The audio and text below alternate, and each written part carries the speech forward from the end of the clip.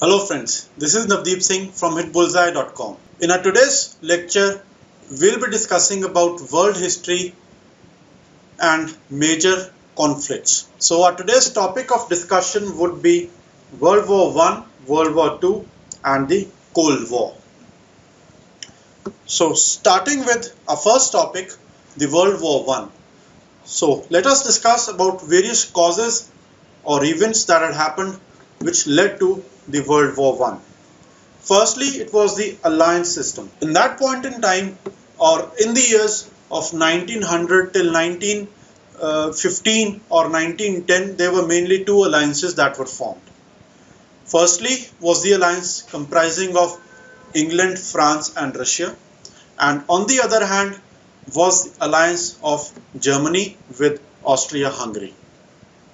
So these two alliance systems were one of the biggest cause of World War I.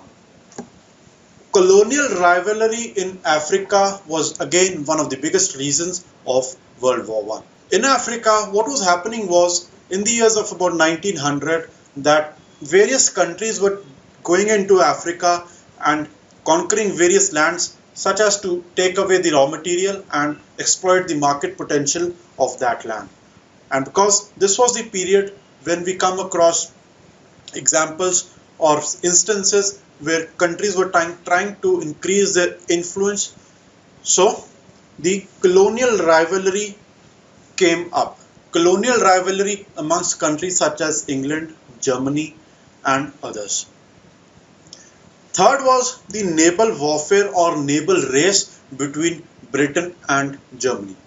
In the earlier times, Germany was very confident that they cannot be beaten at the seas. But Britain bought up a destroyer which was named the Dreadnought. So Germany thought that it is a challenge to their superiority at sea, and again brought up resentment amongst the two countries, leading to World War I. And lastly was the economic rivalry between England or Britain and Germany, the two adversaries again. These two adversaries were trying to have a major share of world resources and a major share of world markets. So there was a big economic rivalry again between the two countries. Let us have a look at the events that had happened during the World War I. Firstly, the Schlieffen Plan. The Schlieffen Plan was a plan brought forward by German generals who had thought that they will take up whole of France in a very short period of time and transfer their troops to the other front towards Russia. But this Schlieffen Plan failed, and it was the Battle of Marne. This Battle of Marne is a place nearby Paris of today, in which their plan was defeated, as they had in the battle there was a major time consumed in which the German forces could not defeat the French forces. After that, the battles in Russia were again a major event in the World War I. There were two battles or two major battles at Russia, one at Tannenberg and second at Masurian Lakes. These two battles led to the Russian loss, and Russia in these two battles had led to loss of high amounts of its resources, which again was a disadvantage for them to participate further in the war. There was another thing called trench warfare. The two sides would dig trenches for themselves and would put themselves in the trenches, taking away themselves from the enemy fire. So because of that, a stalemate was created during the years of about 1915. Another major event was the Gallipoli Campaign. This Gallipoli Campaign was a campaign led by the British and its allies to take up resources for Russian support. In the Gallipoli Campaign, there was a major embarrassment for Britain. The Turkish forces at Gallipoli and the allies of Germany at Gallipoli had defeated the British and their allies, especially from Australia and New Zealand, soldiers from Australia and New Zealand, and this led to widespread losses on the parts of the British forces. After that battle at sea, that is the naval warfare between the two sides. The biggest or the most famous battle is Battle of Jutland. In the Battle of Seas, we come across various instances where the German forces or German Navy would submerge a high amount of vessels of the enemy, and the Britain again would respond with such action like land mining or sea mining the seas at that point in time. And various instances at sea or naval warfare at sea also led to another big event, that of USA coming into war, because the trade or sea trade of US was being impacted because of this naval warfare of the World War I, and hence USA had to come in and participate on the sides of Britain during the World War I. At last, all these events, Battle of Seas, Battle at Russia, Battle at the Gallipoli Campaign, entrance of US on the sides of Britain, all these led to defeat of the Central Powers, namely again the German and the Austro-Hungarian forces. Let us have a look at the effects or consequences of World War I. Firstly, after the Central forces were defeated, there was a Treaty of Versailles signed between the adversaries and especially with Germany. Germany had to take up a lot of embarrassment through this Treaty of Versailles. For example, a war guilt clause was put on Germany. High amount of reparations of the amount of about $6,600 billion was put on Germany. Various lands such as Alsace-Lorraine, the Saar coalfields were taken away from Germany. Germany was said that you can't have a force of more than 1 lakh people. So such restrictions were put upon Germany. The second effect was formation of League of Nations. Now League of Nations is an institute or a world global institution or platform of various countries coming together, for example, on the lines of United Nations that we have today as of now. And lastly, the coming up of USA as a major world power to be reckoned with, because before that or before World War I, USA was not recognized as that big a naval power or that big a world power as it came out to be after the World War I. So this was about World War I. Let us have a look at the causes, events and effects or consequences of World War II. That was the second major conflict in world history. Now World War II lasted from 1939 till about 1945.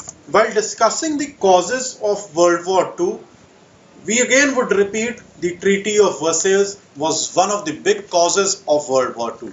This was because of the reason that Germany nationalism as well as the German economy bear the brunt of Treaty of Versailles, and especially bear the brunt of high amount of reparations and the war guilt clause that was put into the Treaty of Versailles.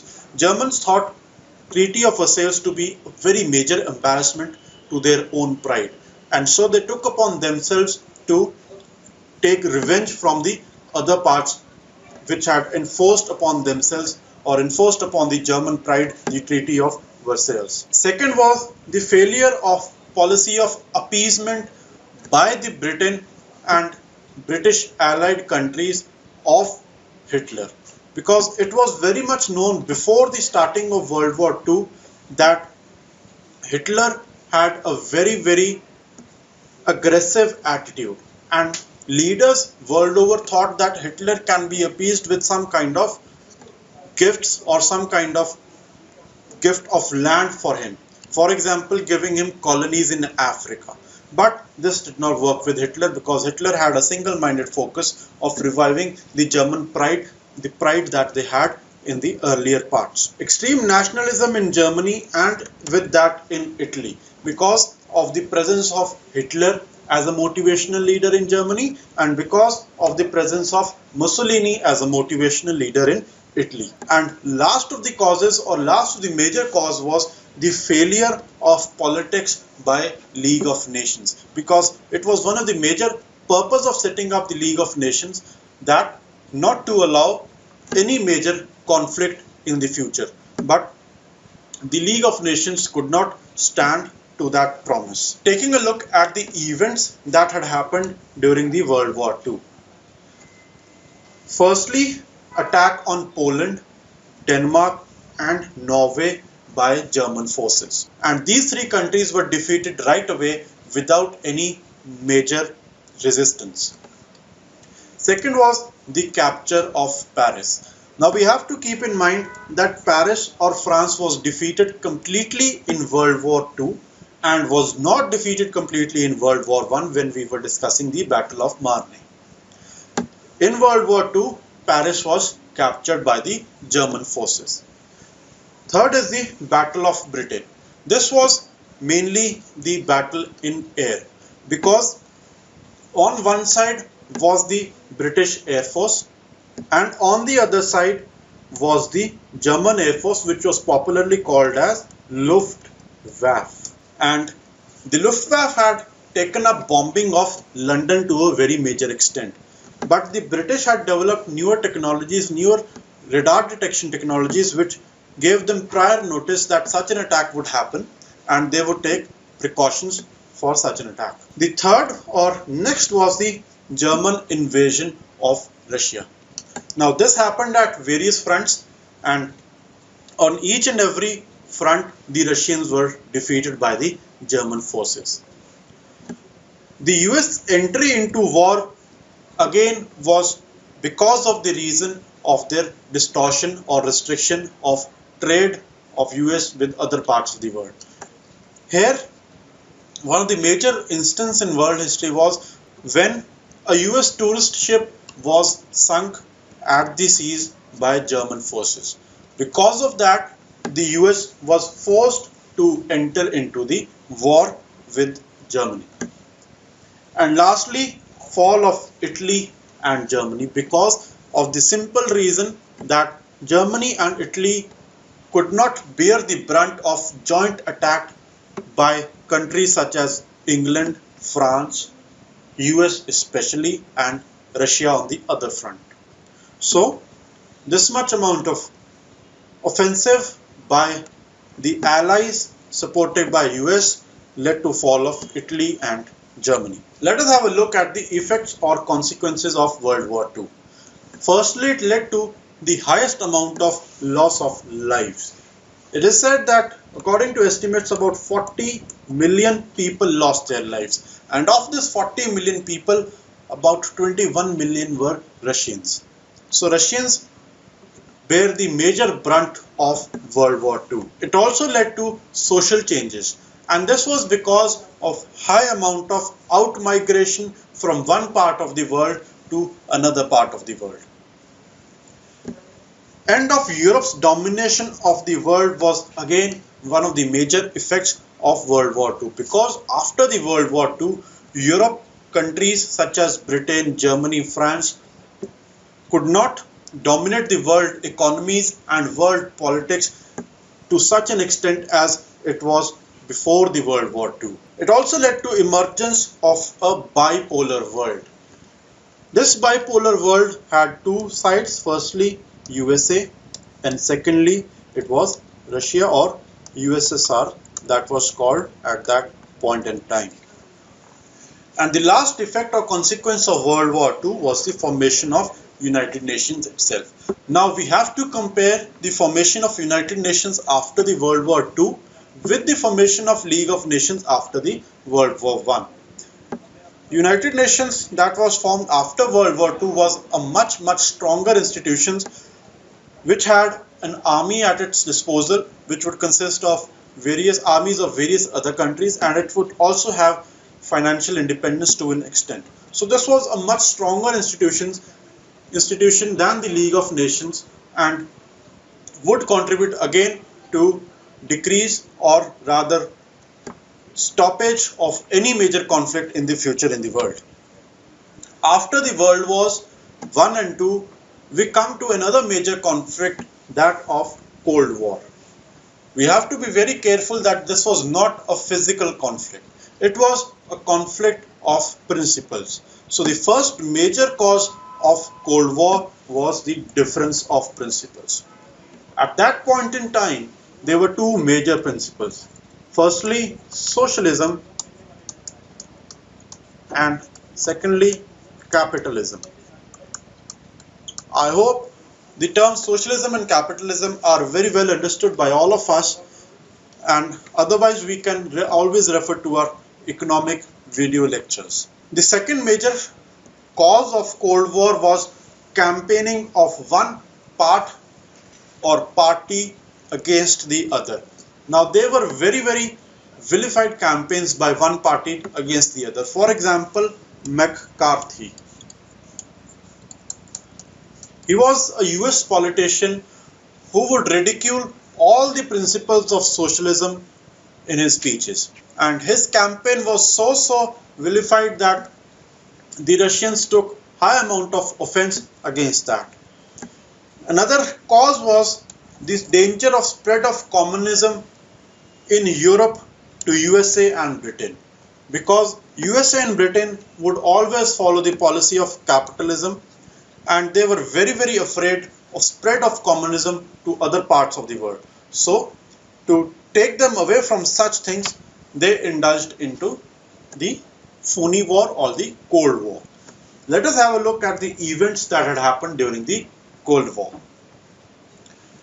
Firstly, tightening of Russian grip in Eastern Europe, and this was again one of the high points when Russia took up Czechoslovakia under the grips of communism. Doctrines such as Truman Doctrine and Marshall Plan. These two doctrines were taken up by US, by which they would fund various other countries to take up their own principles that would be very much different from the principles of socialism or communism, would support capitalism in those countries, would give them financial support to those countries, would give them political support to those countries through the Truman Doctrine and the Marshall Plan. Against this, the Russians came up with the idea of the Cominform. In the Cominform, the Russians again supported their own satellite countries by giving them financial and political aid, just to have them in their own sphere of influence. The formation of NATO at the Brussels Defense Treaty was again one of the major events in the Cold War. Lastly, the Cuban crisis. Now, Cuba had said that they would be a country which would be standing against the US and would support socialistic principles. Russia saw it as an opportunity to ward the US missiles that they had placed in Turkey or in the Russian sphere of influence. Russia would transfer their missiles to Cuba, and in the area of attack of those missiles, all the major US cities or states would be covered up. So US saw it as a major threat for their own existence, and a crisis broke out. So this was again a very major or a big event of the Cold War. After the Cuban crisis, there was a nuclear race amongst the two countries, and when we come to around periods of about 1990-1991, the major world event that came about was the disintegration of USSR. With that disintegration, it was virtual victory for the US and end of the Cold War. This is all about the Cold War. So in today's lecture, we have seen or looked into the major conflicts of the World War I, the World War II and the Cold War, the causes that led to these conflicts, the events that had happened during these conflicts, and also the effects or consequences of these conflicts. This is all about the major conflicts in world history. Thank you.